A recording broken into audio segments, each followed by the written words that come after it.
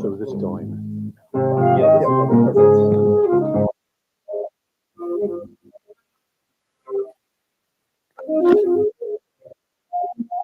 Let's turn it on. Yeah. Okay, cool. You just watch your back in your pocket.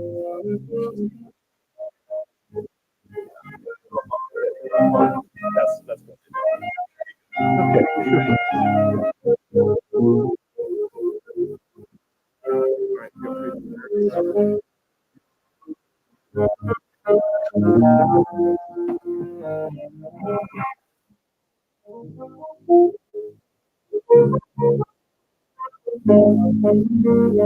And now, the king of late night television, the college comedy crusher. He laughs, but he is loveless. Your host, Nick Casado!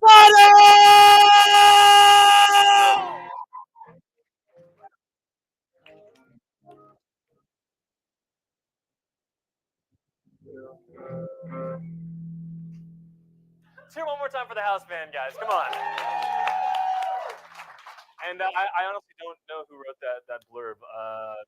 If you guys think I'm I guess I'll accept that. But tonight, while we're in a classroom, I'll be your professor, Dr. Casano. And I didn't bury myself in tens of thousands of dollars in student loan debt just to be called host of Pitt tonight. Come on. Our first lesson is on this last month's news, so let's get right into it. A man was arrested for faking a heart attack 20 times to avoid paying his restaurant bills. Yeah, dining and dashing is so out, but dining and thrashing around on the floor because you can't feel your arms is so in. Steelers offensive coordinator Matt Canada was accused of making a fake Twitter account to defend himself from criticism. That's crazy. Whenever I'm accused of something, I own up to it, like a man, obviously. What? Anyway, that was private Twitter. Ex-Amish TikToker, it's pretty ex-Amish, I gotta say, says a U.S. emergency alert caused several Amish to get shunned when their phones went off. I just have to say that we here at Pitt tonight unequivocally stand against the Amish. They just have it too good. But in other news, at least 1,000 birds died from colliding with just one Chicago building in one day. But what's next? 1,001 birds died from colliding with two Chicago buildings in just 2 days? A Pennsylvania man riding a tractor was arrested for a second DUI. This is the simple equation here. A second DUI 17 minutes after being released from his first DUI. How else was he supposed to get home? Bay Area restaurants have instituted a penalty for people who vomit at brunch. I'm sure we all know one. But I have to ask, banning lunch bombs, dinner bombs, midday months, past noon pukes, Sunday spews, under dusk upchucks, holiday hurls, end of work injections. I mean, these are the big issues, people. Come on. New York Representative Jamal Bowman pulled the fire alarm in the House office building, but said it was, quote, an accident. Meanwhile, New York Rep. George Santos was seen snickering and seriously rubbing his hands together nearby. I gotta say, he really looks like a goblin in this picture. I'm sorry. Every time I see it, it's just more terrifying. More important news, of course. Like Pittsburgh, as of last week, banned plastic bags if you've gone shopping at that time. But I gotta say, this is so messed up because if we get rid of plastic bags, then toddlers with breathing issues will have no natural predators. They're gonna take over the whole city. I know, it's crazy stuff. But up next, we've got a very special sketch prepared for you all. Make sure to take notes. This will be on the test, so sit tight for that. Thanks.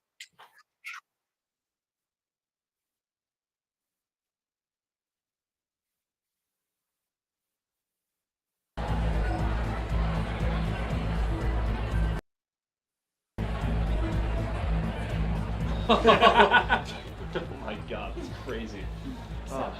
I liked Utopia, but we have to talk about how great Guts, the new Olivia Rodrigo album, was. I'm gonna get it on vinyl soon. You're so right, Janice. I am literally an all-American bitch. Now, there were a couple of songs I liked from that project, but I think the real album of the year for me has got to be the new Boy Genius album.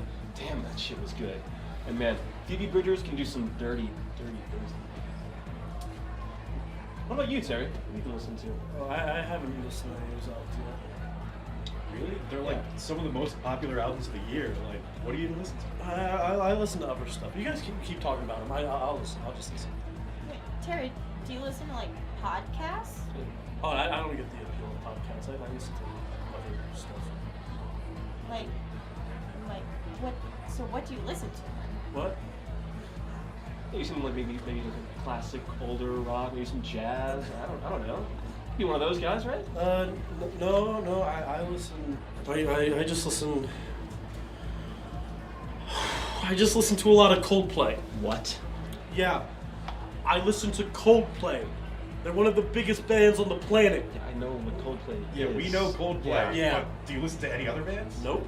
Not even other bands similar to Coldplay? Nope. I'm sorry, Terry. I don't think I quite understand. You don't listen to radio hits or anything else at all. You just listen to Coldplay? Yeah, man, you got it. Just Coldplay.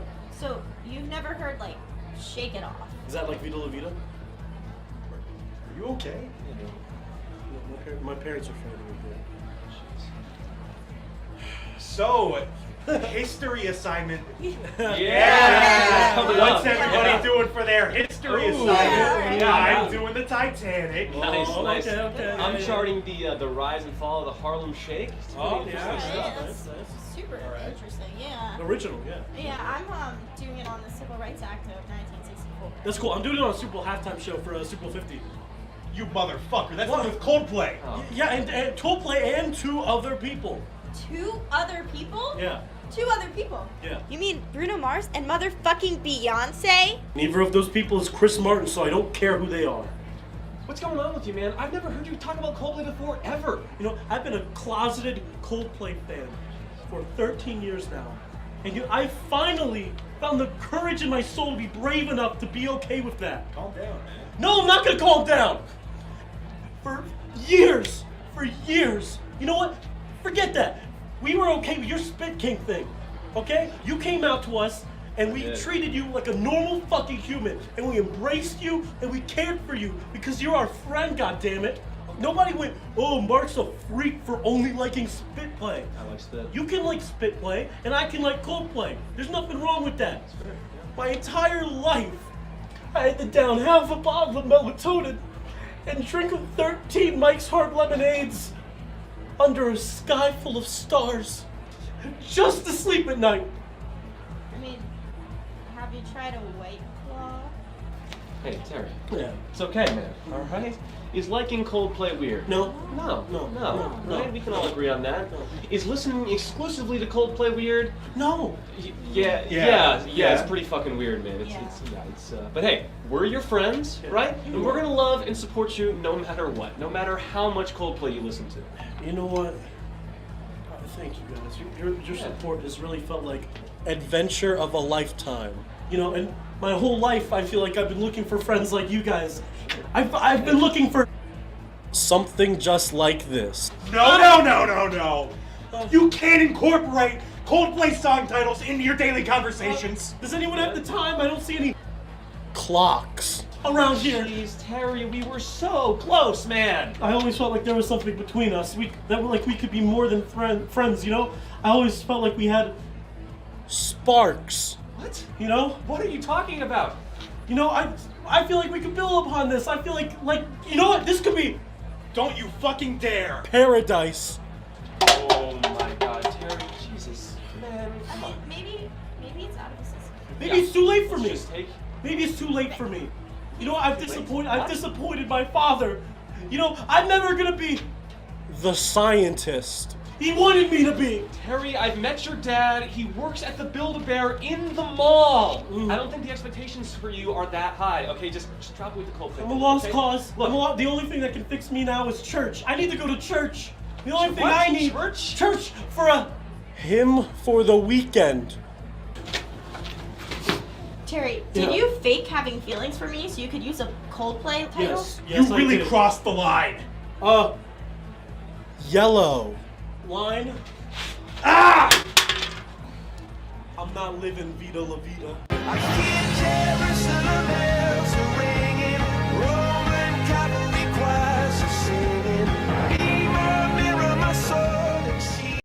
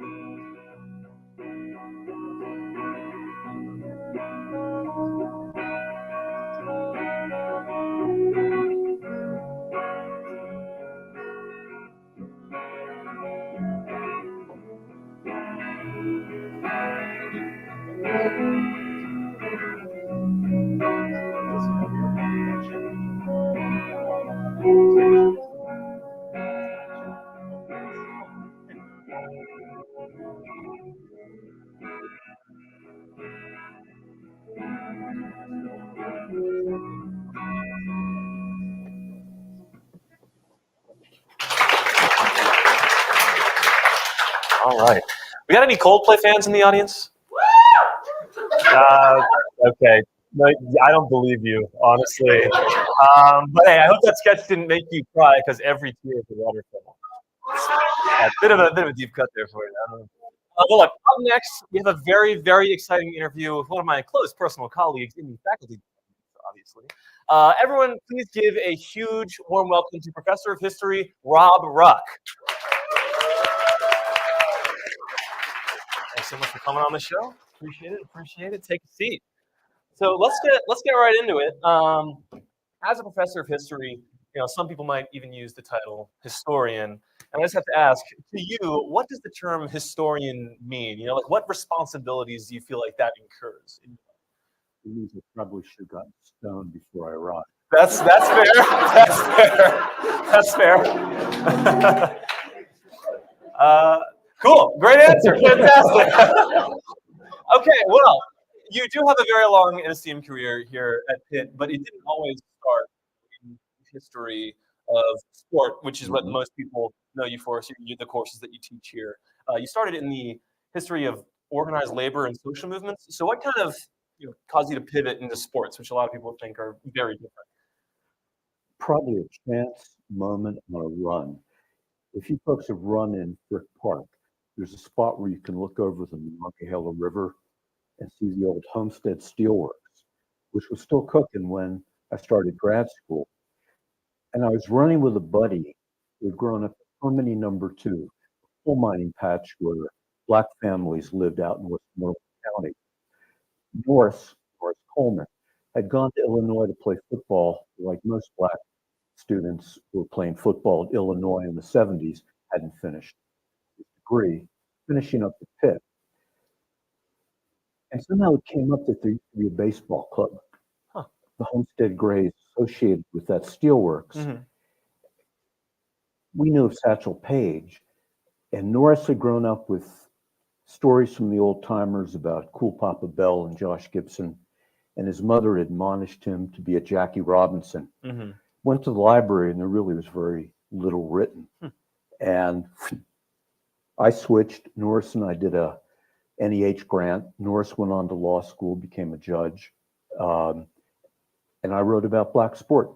Fantastic. And I guess, for you, with your long career, writing, some half dozen books at this point, some highlights including Race Ball, which is about, the ebbs and flows of baseball in the African and Latino communities, as well as the Tropic of Football, which is the Samoan community's ties to the NFL. Where do you, source a lot of that passion from? Because for a lot of people, they might not see the value in those topics, but where does that come in for you? I could never be an historian who spent my time in the archives and wrote something that a couple of hundred people would read. Mm-hmm. But the great majority of people would have no interest in it. But I think sport is something that most people understand, many care about, and it's a way to connect with people. Sure. Yeah, absolutely. I mean, I know when I was young, it was like baseball, soccer, basketball. You did like 10 sports until you're the age of 5. Then you picked one and you try to get really, really good at it. And like, I just feel like that culture is everywhere in America and internationally. But with such a breadth of content, was there anything in particular that was, challenging or especially impactful for you to write specifically? The challenge comes when you go to a place, you know nobody, you don't know the culture, you're grappling with the language, and you're trying to put it together. And when I started doing this, particularly in the Caribbean and the Dominican Republic and Traveling and doing field work and that kind Nicaragua, of thing? Wow. you didn't have cell phones. You could hardly make a landline call. Wow. And it was an adventure. Sure. And I like doing that. For sure. I mean, speaking of that, have you had any particularly exciting, run-ins throughout your time doing that sort of field work and working on your material? Well, you're constantly being stopped by cops and shaken down.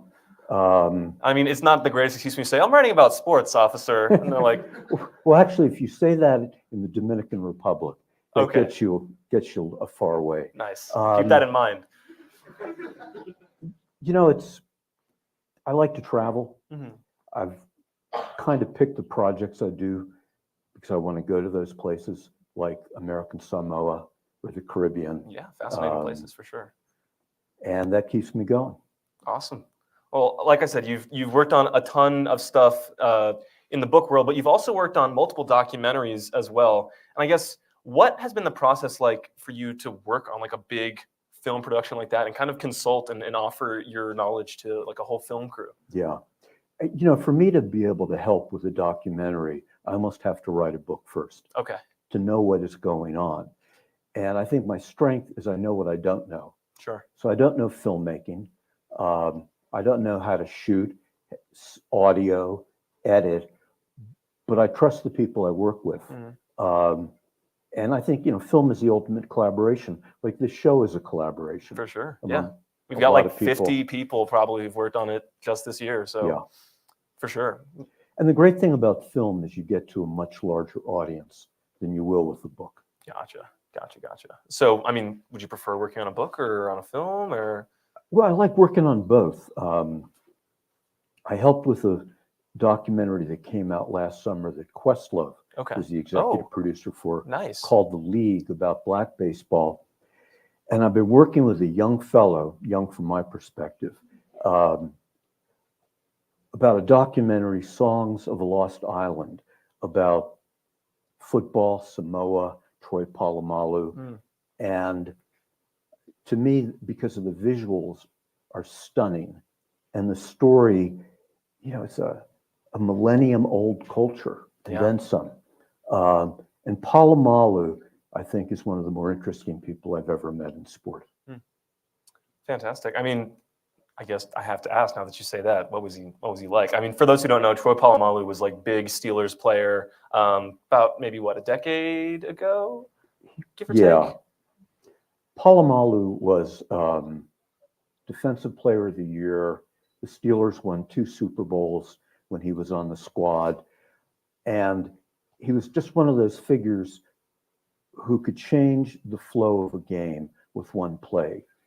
And to me, he epitomized athletic excellence, which was that, he's only about 5'10", my height, and then 50 more pounds or more. That helps a fair bit. Very athletic, very intellectual. His understanding of the game allowed him to think ahead of the play and anticipate what was likely to happen. But he also had the psyche to make decisions and do things that very few people would do. Gotcha. Off the field, though, and it's one of the reasons why people in Samoa love him so much, is they're always calling him humble. He's got great respect for his elders, which is part of Samoan culture. And I think he exemplifies what's called Fa'a Samoa, the way of Samoa. Gotcha. Which is an ethos ideally suited for football because it's team first, not the individual. For sure. And I guess, bouncing off of that, in a lot of your work, you've conceived of sport as more than just, a game, people throwing balls for points and doing all these things and making up rules just because, but as like a reflection of a lot of what's happening in society and politics at the time. And I just have to ask, have you ever received like pushback for that kind of perspective? Because, a lot of people don't like it when when marginalized communities are highlighted in that kind of a way. So I'm just curious. Well, if you write anything and you post it online, you're going to get, the garbage coming to the it flows to surface. the surface.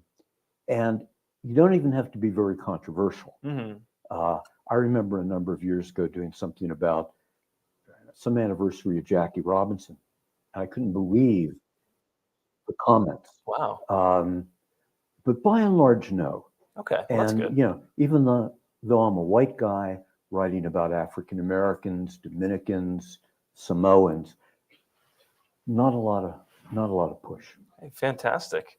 Well, I've also heard that students here don't give you a lot of push. You're one of the most consistently high-rated professors on Rate My Professor. I don't know if you ever have perused those reviews, those comments. I haven't bronzed. Okay, you got nice plaque on the blackboard. Yeah, you got a 5.0, 100% take again rating. I guess. Which makes me question the Pitt student. Well, what do you think your secret sauce is then? Because everybody we ask is like, oh, Rob Ruck. Oh, I mean, he's fantastic. Not to gas you up too much. Really? But it's okay. My wife will bring me down. Okay. I mean, I think, the key is a lot of people at Pitt are interested in sport. They care about it and they know something about it. So it's an easy course to teach. Okay, fair enough. And I guess for those who aren't interested in sport, what's your pitch to them? Why should they care? It's hard to avoid sport. It's fair. And I think, it's not only part of society, it's one of the healthier parts of society, at least potentially. Sure. And we really need that stuff right now. Yeah, yes, without a doubt. And I guess, is there anything else that you want to leave our audience with tonight? Reflections on your work, your teaching, anything like that? I want to promote Ruckus. Okay. Ruckus Improv. Let's hear it for Ruckus, guys. Thank you. And let's hear it for Rob Ruck. Thanks again for coming on the show. Fantastic interview. We'll be right back. Sit tight. More's coming up.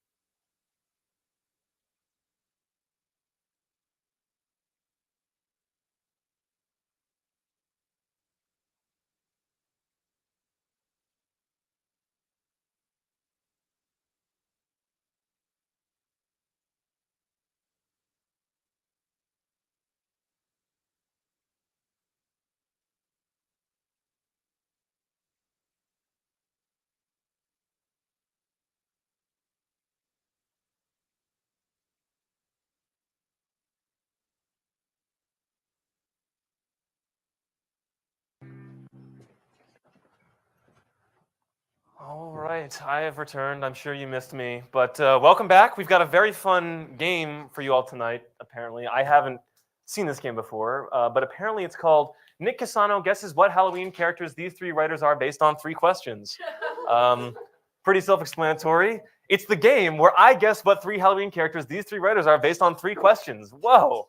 I don't know who they are, but it's only fair that you all know. So they're going to show you what characters they are on the screen behind me. So take it away. Guessing that's the first one, probably. Dang. Somebody tell me when it's done.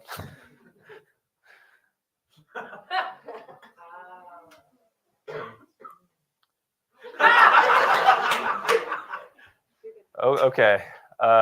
Cool. All right, then. I have 3 questions to figure out who they are. And if I don't, Pitt's going to take away my tenure. So, yeah, I know. I have a little excitement. I have not thought about this at all. So I'm going to take like 5 seconds and think about it a little bit. Yeah, thanks. Yeah, thanks. Really engaging show you've got here. Hey, thanks, Steve. I appreciate it. All right. If you had to propose to your partner, where and how would you do it? I'm thinking like probably like some sort of open forest, like definitely away from society, because you don't want people being there crowding. You definitely don't want that. You want probably some sort of mountain range. I would take a lake, even really. Okay. Isolation. Got it. Well, if I were to make someone my bride, a bride of me, if you will, first I'd want to make sure that everything's ready beforehand. All right, I would want to make sure that like she's like fully ready, like the relationship's at a good place. That's reasonable. Her body is fully built. Nice. Nice. She's got to hit the gym. But yeah, after that, I think I'm ready to propose. Okay. Nice. So complete body. Cool. Good to know. Good to know. I'm a really traditional guy. I would like to do it someplace romantic and intimate. I would actually prefer for father be there because I would like his blessing because I'm a really traditional guy. Big fan of love, and I can't wait to propose with my grandma's family ring. Okay. You're giving me a lot to think about. That way. Okay. Just checking. All right. Question number 2, I think, is if a trick-or-treater were to come to your door alone, unsupervised, and you had a delicious bowl of candy, how would you like talk to them, make some small talk with the trick-or-treater? Did obviously. they say trick or treat? Let's say they just said trick and then snickered to themselves. Well, you know what? At that point, I mean, that's tough because I'd probably fly into some sort of rage at that point. Okay. And okay. At their like snarky ass comment, I'd probably, I mean, I don't know. I can't tell what I'd do. It would end with me scurrying up a tree to avoid the police. Okay. That's it. Probably Okay. going back to the forest where I belong. Interesting. Okay. Yeah, me personally, I've never been like big for handing out candy to trick-or-treaters. Yeah, because first it's just a couple kids coming to your place. Later, more and more people keep coming. Eventually, you've got a whole mob with torches and pitchforks. Okay. Then you have to go and then run off into the forest. I see. And be taken in by a small village family. Okay. Nice. You guys love your forests. I gotta say, this is a very granola group of monsters here. Just have to say, I can't wait for fatherhood. I'm just really excited for that if the one is out there. The trick-or-treaters. Yeah. Help me out here. Well, I would just.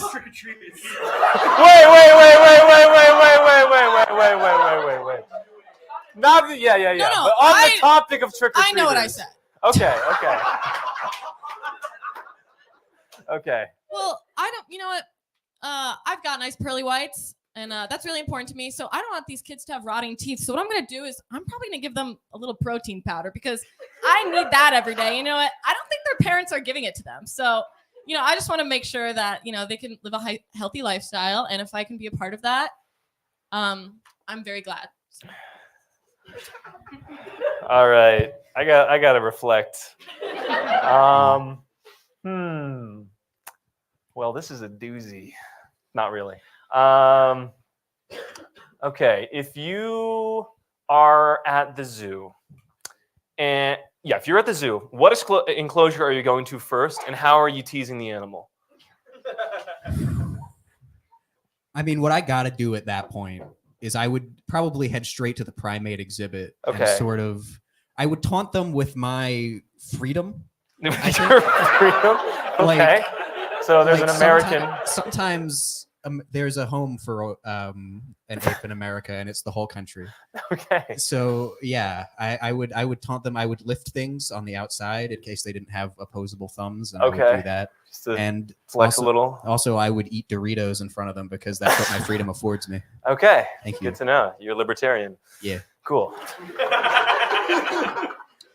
After being held captive in a high tower for so long, I'm not really much for going to zoos where everything's in captivity. Oh. So I personally would just, I'd stay at home, maybe go some more, frighten villagers, and then kill my creator and run off into the Arctic. Sounds about right. That sounds like a good night. Yeah, sounds about right. Hey man, you know me. I'm going to the Monkeys. I'm going to the Monkeys. It's true. Big fan of Simeons. It's true. How am I gonna tease them? Probably with a burlesque routine. Okay. Okay. So, oh yeah, go ahead. No, I didn't have anything. I'm just supporting you. Okay, thanks. I need some of that. So my questions are up, and I think I have some guesses. Fucking me? Are you me? Or like a property brother? But I'm gonna assume me. Am I wrong? You can tell me if I'm wrong. Okay, cool. You know, cool. That's one. Frankenstein. You got me. I'm sorry, Frankenstein's monster. It's actually Frankenstein's monsters, Doctor's monster. Oh, I'm sorry. Okay, thank you. And Bigfoot. You got it. Let's go. All right. Well, get off my stage, you freaks, especially you. But that was our game. Thanks for joining us. We're moving to our next segment very quickly. I'm excited to hear tonight's musical act because I've only heard their nightcore. Here is a special presentation by Oakland band Trip Lotus. Here we go. Thanks, guys. Hi guys, we're Trip Lotus. Our new album, Pleasantly Disguised, is out on Spotify. You can follow us on Instagram at Trip Lotus Band. This is the music video for our song, Dissociate. We hope you enjoy. Oh! Yeah! Hey, tonight! Yeah! What are these? They're navy tights. What are you worried about? Them being tight or them not fitting? They're opaque, so, they'll get to your dick. They're spanks. I've been growing size.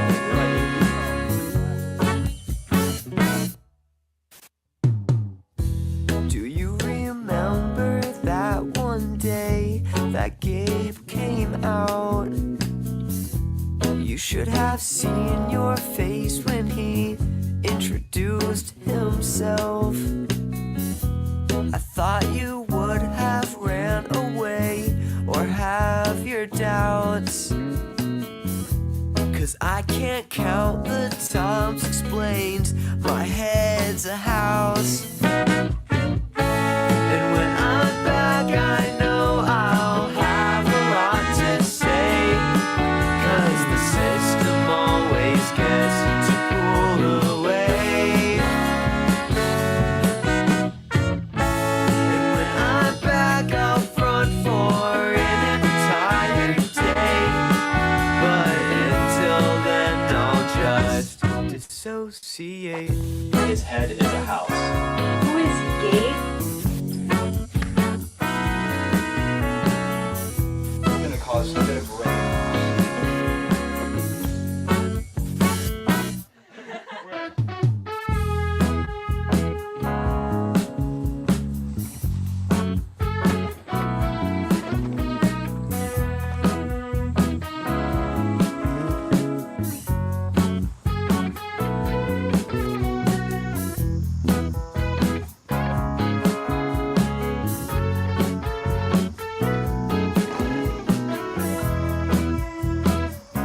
Athleticism on this field, I can't understand.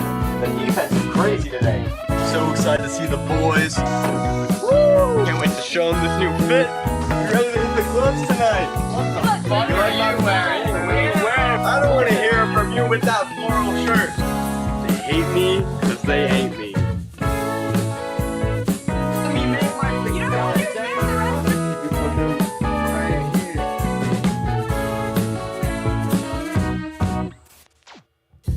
Do you remember on the day I came back out? You should have seen your face when you recognized my smile.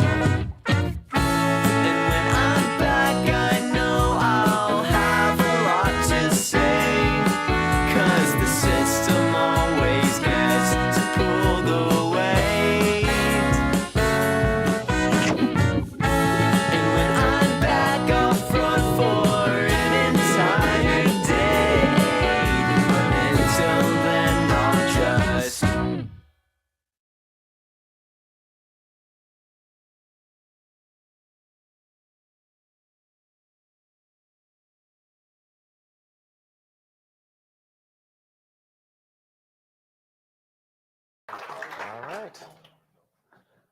Well, that's a wrap, guys. Thank you all so much for coming tonight. Let's hear a huge round of applause again for Trip Lotus. Come on.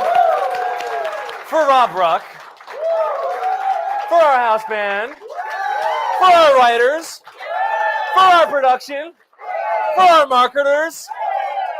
Thank you all again. We hope to see you out here, not here, in a better spot, November. Yeah, whenever. Have a good night. This has been Pitt Tonight. We'll see you.